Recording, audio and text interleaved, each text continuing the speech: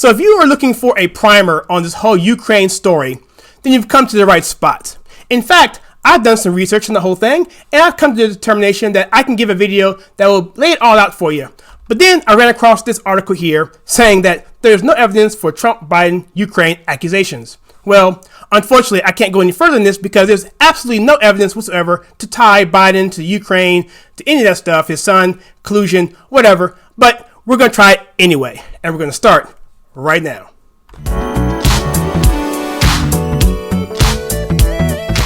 Hi, my name is Kyle. Welcome to my channel where we take culture, TV, and movies and we filter it right. If this is your first time here, please consider hitting that like and subscribe button and that bell icon so you don't miss any future content. Now, of course, I was a little joking there in the beginning because there is some evidence against the Biden-Hunter accusations that Trump was saying. But however, let's start from the beginning. I'm going to go over what this whole thing's all about. So you see right here we have a map of Ukraine. This is a ethnic map, which is that this is all one country. It's just showing the different colors of the different ethnic groups. Okay, what I want you to focus on is that bottom corner there, that brown section that says ethnic Russian majority right there. Here, this right here is Crimea. Okay, Crimea is a portion of the Ukraine which was invaded by Russia back in February of 2014. And I'm going to go over a quick timeline here. I'm going to leave a link to this whole thing that I did on this research so you can look for yourself. But I'm going to give you a summary of what the deal is. So in February 2014, Russia invades Crimea. At that point, President Obama appointed Vice President Biden to be his liaison to the Ukraine. So he was to go to the Ukraine. He traveled 5 times to deal with world leaders and so forth and be the spokesperson for America.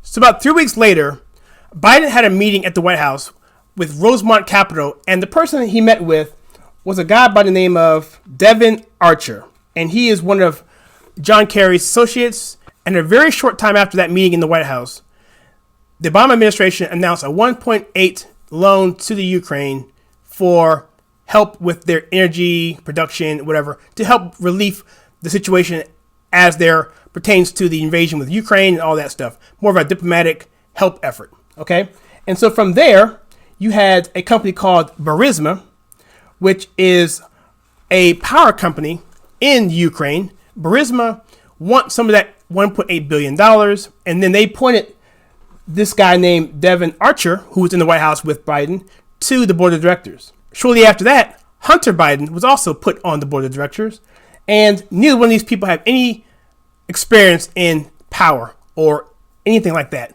but yet they're put on that particular board. And one thing you need to understand about Burisma is that it doesn't have any disclosure. There is no transparency in the organization. It's essentially a black hole. Look for yourself. But essentially, money goes in, and if you want to invest in it, you have to go off their own press releases, nothing else. They do not release financial documents at all. And so that's kind of shaky in and of itself. But that's what it was. So you have Burisma, this company that's kind of a shadow company that doesn't have any transparency. You have Hunter Biden, and you have this guy named Devin Archer on the board. Both of them are connected together. Both of them are dealing with John Kerry and the Bidens and so forth. And that picture we saw before in the beginning, that was the picture of them golfing, okay, with a Burisma associate back in 2014. So you can read to that what you want. But that's the background, okay? And then from there, we have a situation where the UK government was trying to freeze the assets of the founder of Burisma. And shortly after that, that was lifted because the people who were trying to prosecute were persuaded or didn't decide to prosecute. So those assets were unfrozen. And that $1.8 billion went to a bank, which happens to be run by the owner of that particular bank, which is a private bank out in Ukraine. So that's the background there. And so there are some shady dealings there. It's been written up by many people. You can go look for yourself. And what the situation was that was back in 2014 to 2017. And so later we had a situation with this article here where it says there's no evidence for Biden-Ukraine accusations. What really happened?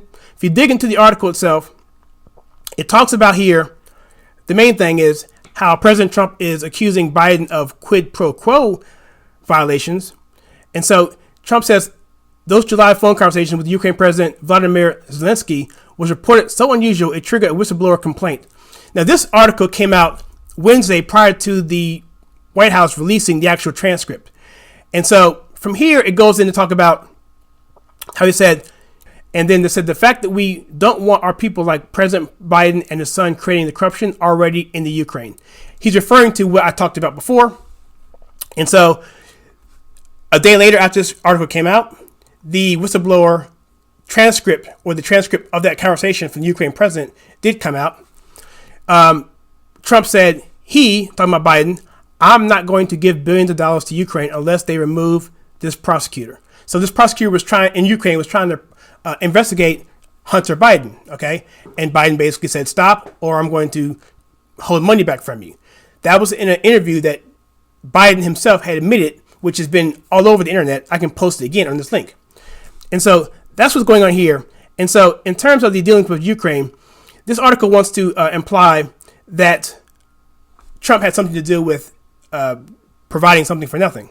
Okay, it says here that a week before the president's phone call with the Ukraine leader, Trump instructed his acting chief to freeze about $400 million in security and military aid, two administration officials told NBC News.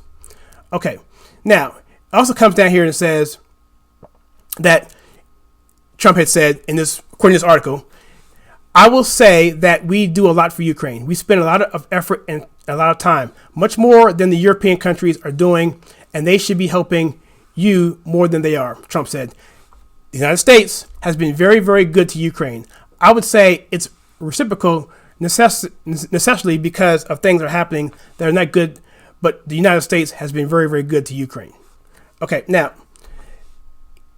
it says here that it says this is not true in terms of what money is given. It says the European Union put up $16.5 billion in financial aid, according to a fact sheet from the EU's diplomatic arm. The IMF, the International Monetary Fund, said it would put forward at least $14 billion in bailout as well. Now, as far as the International Monetary Fund is concerned, if you actually look at their website, which I have, here's a list of all of their quotas and their SDRs, which is basically the currency that they use to determine how much capital is based on your local currency and other factors. And so that particular thing is here. But if you take this whole spreadsheet here of all these countries, and the IMF pretty much is this: it's a group of countries that put a collection of money based on certain factors, and that money is used for whatever purposes they're used for. It's a collection of funds at the World Bank, essentially. So I took this particular spreadsheet on their website, I put it into a spreadsheet, and I sorted it by the quota. And the quota is basically what countries are expected to pay towards this fund. And would you believe that the United States has 17.5% quota, which is more than the top two below them combined, and almost as much as the top five combined. And so the United States is still putting forth a ton of money, way more than any other country. And so when Trump was speaking, he very much could be speaking about this, okay? The United States gives way more money and has been exploited by these countries for many, many years. And that's what Trump is referring to on this. And you can look it up for yourself. I'll leave a link to this as well. So right off the back, this article isn't cutting it to me. So the very next day, the transcript actually did come out. But let's talk about this first, though. There is this that hasn't been reported by anybody except for Fox News. And it is this, that in 1999, Bill Clinton signed a treaty with the Ukraine signed by the Democrat president on mutual legal assistance on criminal matters. The treaty establishes a range of cooperation between two governments about making testimony available, about making people available. So there's a firm legal underpinning to the request made by President Trump to Ukrainian President Zelensky on the 2016 election was completely legal and appropriate. I'll leave a link to this as well. But here's the text of the entire treaty here. It's on the congress.gov. You can check it out yourself. Here's all the wording to that. And so this should be a nothing, regardless of whether or not he said that or not. He was in his rights based on this treaty and based on common sense because there was no quid pro quo in the transcript. If you look at the transcript themselves, which I have right here as well, I'm not going to go through all of it, but if you look at the transcript itself, the president pretty much just says, look, you know what? I understand there's controversy going on and there's corruption. By the way, take a look at what's going on with Biden and his son, and then the president himself says, you know what, you're right, I know about this, and we've been looking into it. And that was pretty much the extent of the conversation. You can read it for yourself. To me, just the fact that the media is just ignoring all these key facts is one thing. I mean, it's just a total snow job, and they're assuming that people just don't want to look into critical thinking and understand what's actually happening behind the scenes, what the motivations are. President Trump, based on the allegations that came out in this, was basically looking into this. And that brings me to this article. I'm going to cover this for the rest of the video. So this article here is from The Hill. This came out in April of 2019. Mind you, this is 2 months prior to the conversation with Trump and Zelensky, the Ukraine president. And so these accusations and allegations have been out there. So this article is from The Hill. It says, Ukrainian to U.S. prosecutors, why don't you want our evidence on Democrats? Let's check this thing out. Okay. The Ukrainian law enforcement officials believe that they have evidence of wrongdoing by American Democrats and their allies in Kiev, ranging from 2016 election interference to obstruction criminal probes. But they say they've been thwarted in trying to get the Trump Justice Department to act. Konstantin Kulik, the deputy head of the Prosecutor General's International Legal Cooperation Department, told me he and other senior law enforcement officials tried unsuccessfully since last year to get visas from the U.S. Embassy in Kiev to deliver the evidence to Washington. We were supposed to share this information during a working trip to the United States, Kulik told me in a wide-ranging interview. However, the U.S. ambassador blocked us from obtaining a visa. She didn't explicitly deny our visa, but also didn't give it to us. And so what's going on here is, you can read this article for yourself, but they lay out 6 points of evidence that they have on the Democrats and corruption with Ukraine and interference in 2016. Okay, many of these allegations shared with me by more than half a dozen senior Ukrainian officials, half a dozen sources, are supported by evidence that emerged in recent 2016 court filings and intelligence reports. The Ukrainians told me their evidence, which includes, all right, number one, sworn testimonies from Ukrainian officials admitting that their agency tried to influence the 2016 U.S. presidential election in favor of Hillary Clinton. The effort included leaking an alleged ledger showing payments to then Trump campaign manager Paul Manafort. Number two, contacts between Democratic figures in Washington and Ukrainian officials that included passing along dirt on President Trump. Number three, financial records showing a Ukrainian natural gas company, which is Burisma, routed more than $3 million to American accounts tied to Hunter Biden, younger son, then Vice President Joe Biden, who managed U.S.-Ukraine relations for the Obama administration.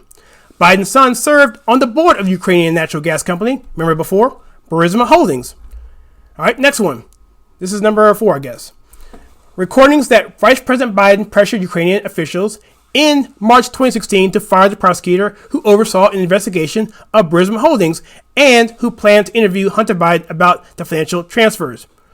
Records that Vice President pressured Ukrainian officials in March of 2016 to fire the prosecutor. Now, this could be the same thing because this is what we talked about before, how he admitted to this, okay? Number 5, correspondence showing members of the State Department and U.S. Embassy in Kiev interfered or applied pressure in criminal cases on Ukrainian soil. And lastly, disbursements of such as $7 billion in Ukrainian funds that prosecutors believe may have been misappropriated or taken out of the country, including to the United States. There's so much here, and I just don't have the time to go into all of this. But in summary, like I said before, when Russia invaded Ukraine, okay, and basically Crimea, at that point, Obama put Vice President Biden on the liaison to Ukraine. After that, there was a meeting at the White House with Rosemont Capitol and Mr. Devin Archer, who's the, again, associate to John Kerry and the Bidens. A few days after that, the White House announced that they're going to do a $1.8 billion loan out to Ukraine. And then from there, you have Archer and you have Hunter, Biden's son, put on the board of Burisma, which happens to be the biggest power company in Ukraine, right? And then from there, you have assets being frozen because the UK is trying to investigate, but that didn't go through because of something else happened with Iranian prosecutors. And then from there, that was pulled back.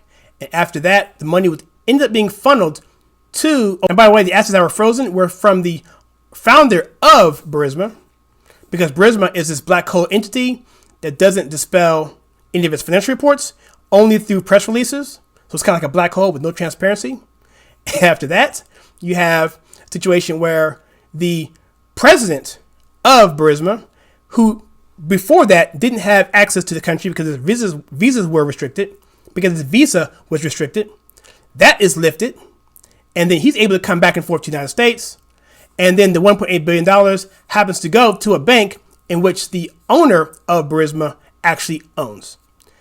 And so that's your summary there. And so that's where we stand. The important thing is, what do you think? All right, do you think this whole thing is a conspiracy? What do you think about Adam Schiff and what he said when he actually mischaracterized the transcript in front of Congress, which he called a parody, which had nothing to do with the transcript that I just showed you, which you can read for yourself? Do you think it's a conspiracy, or do you think we are actually onto something? Let me know in the comments below. I'd be curious to know what you think. And if you like the content on this channel where we take culture, TV, and movies and we filter it right, please hit that like and subscribe button and that bell icon so you don't miss any future content. And if you can, please check out some videos that I have right here.